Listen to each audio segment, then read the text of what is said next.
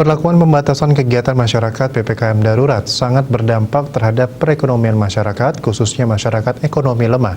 Generasi muda pun tidak tinggal diam dan menggelar aksi berbagi dengan masyarakat yang membutuhkan.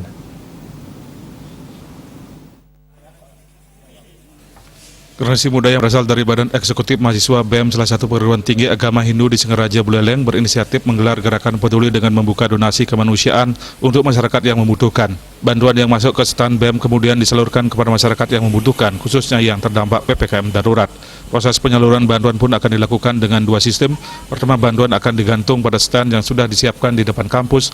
Pada stand itu masyarakat bisa mengambil bantuan yang sesuai dengan kebutuhannya. Kemudian sistem penyaluran bantuan kedua dilakukan melalui kerjasama dengan beberapa desa adat di Kabupaten Buleleng.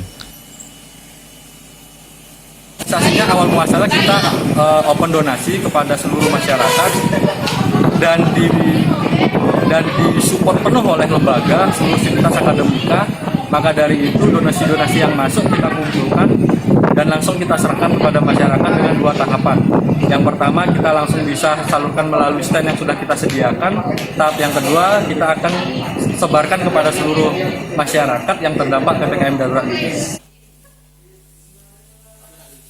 Kegiatan ini pun mendapat dukungan penuh dari kampus. Tujuannya jelas agar mahasiswa tetap bergerak, berkreativitas, dan berinovasi walaupun dalam situasi pandemi COVID-19.